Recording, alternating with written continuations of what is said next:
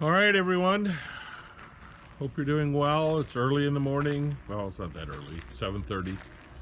Sun's coming up. Roosters are up crowing since 5:30. And we have got a forestry grinder coming today. It's going to take out about 3 acres of scrub and brush. So really looking forward to that, and I hope you like it. We're going to videotape most of it and put it together in about a 15-minute stint for you guys. So I hope you like it. Like and subscribe. Helps the channel. You know, I really don't do this to make money, but you get kind of your dopamine hits when you get new subscribers or comments. So go ahead and like and make a comment, anything you want. And we'll see you on the other side. Okay, here on day one of the forestry grinder project, getting unloaded and set up, and then we're going to get started here in just a minute.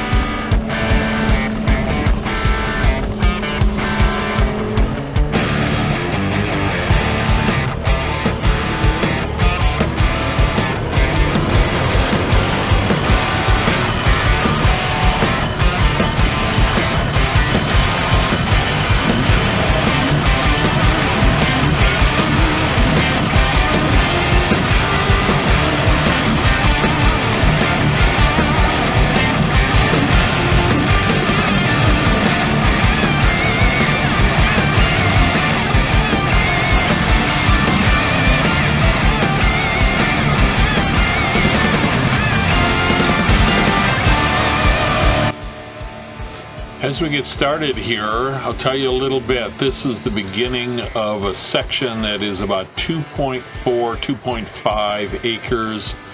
Day 2 was a section that's about 1.9 acres. We'll have some future video on that. We took over this land in 2018 from Melissa's mother, and it is badly overgrown. Had been not touched, the fields hadn't been touched in probably close to 50 years. Well, maybe not quite that much, 30 years anyhow. And so they're quite grown up, and mainly with what we refer to as willow brush. It's this brush that there are 8, 10, 12 stalks that all come together in a common stump. And the difference is, though, when you leave them for 30 years, they are 25 feet tall, and each one of those branches is 3 and 4 inches in diameter. Taking that out in any other way than forestry grinding would be quite the chore. I did do a small section with an excavator last year, and it took 2 days, and I did a SWAT of 50 by 100, and he's going to do the better share of 4 acres, about 3 acres, in 2 days. So there's a big difference here when you're looking at this. And our goal is to use the land, and we've got some plans for where we're grinding right now in a cold storage building, and the 1.9 acres that we're doing tomorrow expands our main field so that we have the potential to put some field grasses in. Now note that all this wood that's being left behind is sitting, and you'll see it at the end of this video, is sitting on the ground, and if we leave it, it will ultimately rot, but we will scrape it to one side, pick it up and probably put it in the burn pile, and that will facilitate better use of this land than just being full of scrub brush.